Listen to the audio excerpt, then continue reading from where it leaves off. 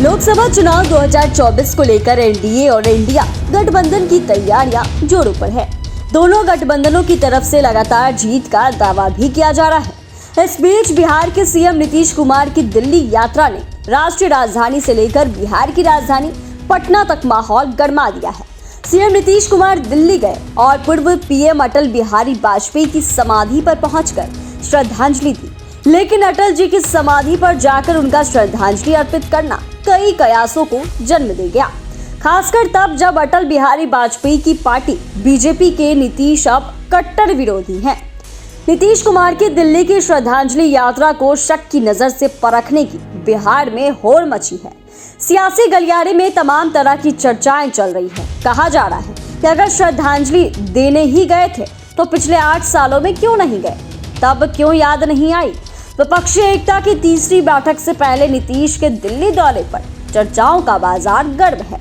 अटकलें यह भी है कि क्या बिहार में कुछ बड़ा होने वाला है या नीतीश कुमार राजनीति का एक दरवाजा और खोल रहे हैं। आइए जानते हैं इस रिपोर्ट में। दरअसल नीतीश कुमार के दिल्ली जाने से पहले चर्चा थी कि वह विपक्षी दलों के नेताओं से जरूर मिलेंगे। दिल्ली की फ्लाइट पकड़ने से पहले सीएम नीतीश कुमार ने आधिकारिक रूप से पत्र लिखकर केजरीवाल को जन्मदिन की बधाई भी दी थी। कयास लगाया जा रहा था कि सीएम नीतीश कुमार उनसे तो जरूर मिलेंगे, लेकिन ऐसा हुआ नहीं। राहुल गांधी से भी मुलाकात की चर्चा थी, लेकिन नीतीश कुमार उनसे बिना मिले ही पटना आ गए। यहां लौटते ही मीडिया से बातचीत करते हुए सीएम नीतीश ने कहा कि वह आंख का चेकअप करवाने गए थे। इसके बाद वहां गए थे तो श्रद्धेय अटल जी के समाधि स्थल सदैव अटल पर जाकर श्रद्धांजलि दी। वहीं विपक्षी नेताओं से मुलाकात पर सीएम ने कहा कि हमारी बातचीत विपक्षी पार्टियों के नेताओं से होती रहती है। किसी नेता से बात करने हम दिल्ली नहीं गए थे। हमारी तो लगातार फोन पर बातचीत होते ही रहती है। ऐसा नहीं था कि उनसे मुलाकात करने दिल्ली जा रहे हैं। वहीं राजनीतिक जानकार बताते हैं कि क्या नीतीश कुमार अटल जी को श्रद्धांजलि देने गए थे? ऐसी बात नहीं है। अगर श्रद्धांजलि ही देने गए थे तो पिछले साल क्यों नहीं गए थे? पिछले 8 सालों में तो उन्होंने ऐसा कुछ नहीं किया। यहाँ तक कि जब भाजपा के साथ थे तब भी नीतीश कुमार नहीं जाते थे। उनके दिल्ली दौरे को लेकर कहा जा रहा है कि यह नीतीश कुमार की राजनीति का अंदाजा है। जहां वह राजनीति का एक दरवाजे को खोलते हैं तो साथ साथ पीछे में खिड़की और रोशनदान दोनों को खोल कर रखते हैं। वहीं राजनीतिक जानकार बताते हैं कि क्या नीतीश कुमार अटल जी को श्रद्धांजलि देने गए थे? ऐसी बात नहीं है। अगर श्रद्धांजलि देने ही गए थे तो वह पिछले साल क्यों नहीं गए थे? पिछले 8 सालों में तो उन्होंने ऐसा कुछ नहीं किया। यहाँ तक कि जब भाजपा के साथ थे तब भी नीतीश कुमार नहीं जाते थे। उनके दिल्ली दौरे को लेकर कहा जा रहा है कि यह नीतीश कुमार की राजनीति का अंदाजा है। जहां वह राजनीति का एक दरवाजा को खोलते हैं तो साथ साथ पीछे में खिड़की और रोशनदान दोनों को खोल कर रखते हैं। किसकी कब जरूरत पड़ जाए इसके अनुसार अपना रास्ता खोले हुए हैं।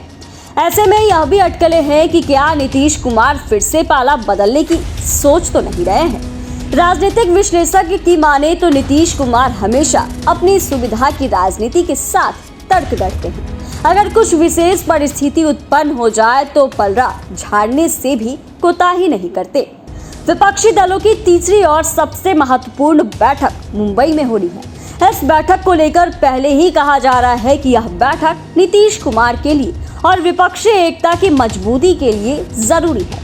नीतीश कुमार के लिए इसलिए है कि बिहार महागठबंधन नीतीश कुमार को संयोजक के रूप में देख रही है।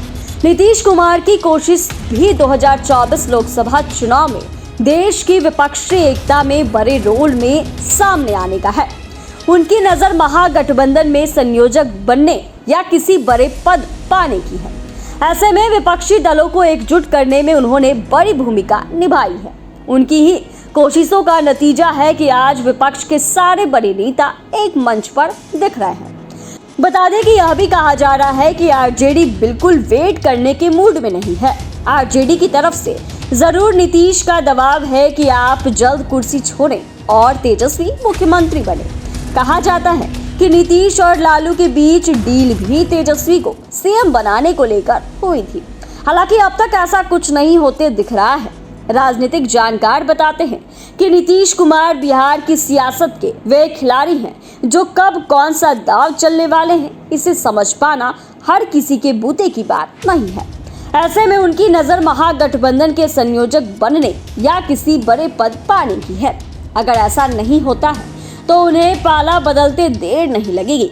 कहा भी जाता है कि नीतीश कुमार राजनीति में खिड़की और रोशनदान दोनों को खोल कर रखते हैं। किसकी कब जरूरत पड़ जाए इसके अनुसार अपना रास्ता खोले हुए हैं।